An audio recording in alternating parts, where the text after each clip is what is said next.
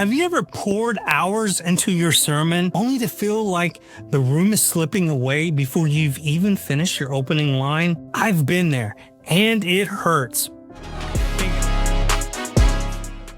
Hey guys, I'm so glad you're here. If you're new, I'm Shawn Simmons, founder of S3 Ministry. Today we're tackling something every preacher faces, losing the room in the first 90 seconds. We'll unpack why it happens and how to fix it so your sermon starts strong and stays strong. I want to explain 5 things you must do in your sermon introduction to engage people. Number 1, explain why they should care.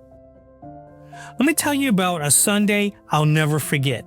I opened my sermon with a 5-minute historical deep dive, dates, context, background information. I was so into the moment. Then I looked up and I saw a sea of glazed eyes. That day I learned something.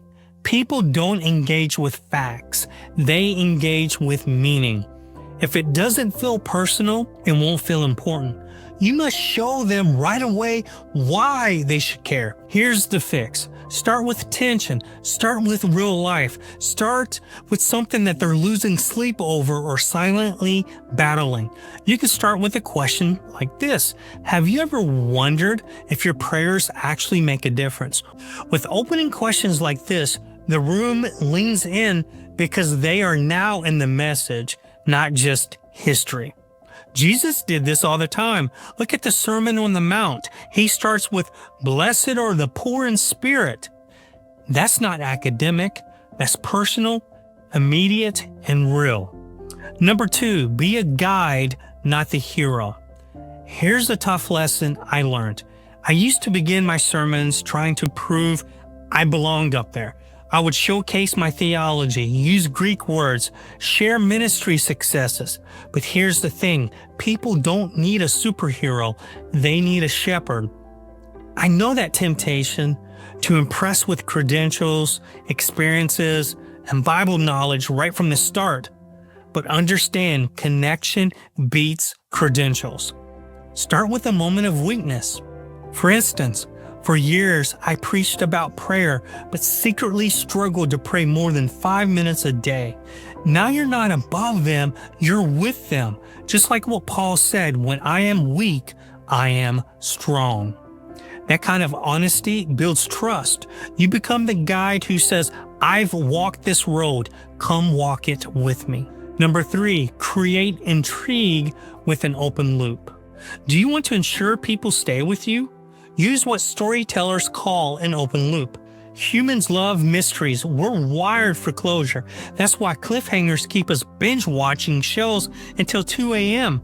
So when you open your sermon, start with a compelling hook.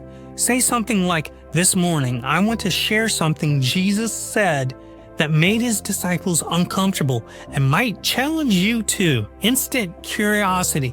Now they're wondering, what did he say? Why was it uncomfortable? Why would it challenge me? But don't reveal everything up front. Build some holy tension. Let their hearts lean in, but don't forget to pay it later because curiosity opens the soul. Number 4, keep it clear. Let's be real. Attention spans are shorter than ever. TikTok, Instagram Reels, Facebook notifications, text messages, even the most dedicated person can lose focus if your intro is wandering. So here's the rule.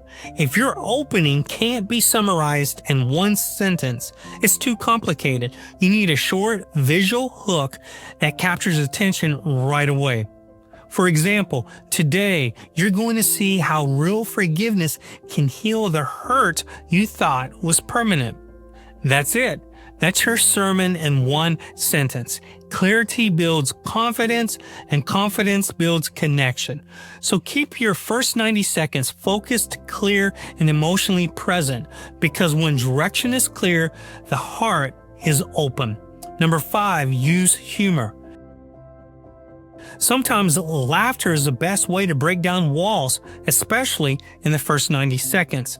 Here's an example. A pastor's young daughter was asked to pray before dinner. She bowed her head and said, "Dear Jesus, Please help Daddy's sermon not to be too long tomorrow, and please help Mom to stay awake, and also help us get donuts afterwards. Amen. Once you have their attention, you can highlight a deeper truth. So maybe you will follow up. Isn't it funny how our prayers often reflect exactly what's on our minds, even if it is donuts? But today, Jesus is going to challenge how we approach prayer, not just what we say, but what we seek. And share the scripture. The Lord is near to all who call on Him, in truth. Remember how we started this video with that sinking feeling when your sermon lands with a thud before it even begins? You don't have to feel that way again if you use these ideas. Just imagine this Sunday, you step up to preach and you explain why your message matters. You connect as a guide, not a hero. You open a loop that draws people in, and you deliver it all with heartfelt clarity. Suddenly the room isn't lost. It's leaning in because you didn't just give facts, you invited people into a moment. If you would like help writing sermons or just want someone to look over a sermon for feedback, I invite you to schedule a free call with me. I'll put a link in the description. If you want more help with your sermon introduction, I invite you to watch this video next. I'll show you how to create tension in your introduction that keeps your people fully engaged. See you there.